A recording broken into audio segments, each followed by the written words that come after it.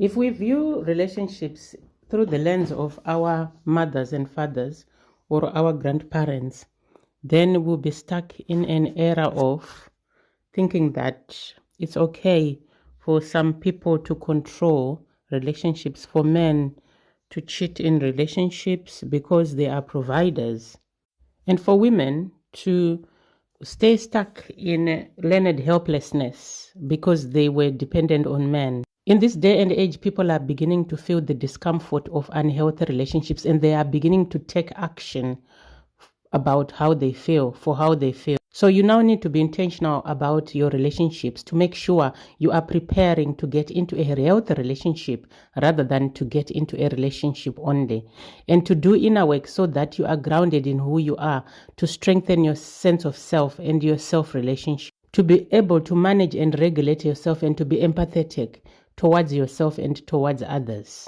Do not rush into romantic relationships. Every day, try to tune into your emotions and familiarize yourself with your triggers, your pre-triggers, and the reasons why you behave as you do, and try to make adjustments to your behavior and your attitude. When you evaluate your triggers, you identify unmet needs which cause you to behave as you do, as you try to meet those needs. This is the key to your healing, to changing your life. In anything that you have a challenge with, objectively evaluate your triggers to identify your unmet needs, and then meet your unmet needs to parent yourself. And this is where you do things differently, because any way that you are behaving is because you are trying to meet your unmet needs, probably in dysfunctional ways, because that's the only way you know, or because you are not reflecting on what is best to do.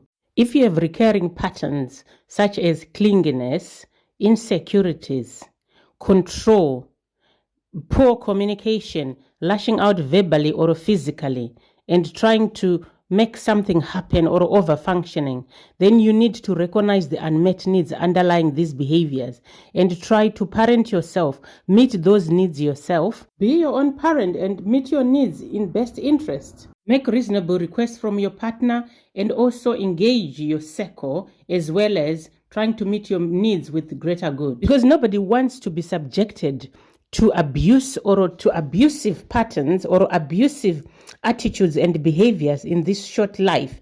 Make sure when you get into a relationship, you are contributing to the growth of the person you are with, to the growth of the relationship, rather than stunting someone's growth or being abusive towards someone that you traumatize them even more. Do not traumatize someone who didn't harm you simply because you didn't bother to do inner work or work on yourself to understand your unmet needs, or to understand why you do what you do in order to learn to parent yourself. We understand you experienced trauma in your early life, but your partner does not deserve to be a punching bag for the work that you didn't do or of what your parents did. Do not leave someone worse off mentally because of your own issues. So when you get into relationship, be proactive with making sure you are continuing your self-development, to look into ways that you can continue to grow, to engage in conflict resolution, to step back and assess your behavior, to make adjustments and adapt to the environment in a healthy way. Do not wait until your partner leaves to then regret about things that you could have done. Get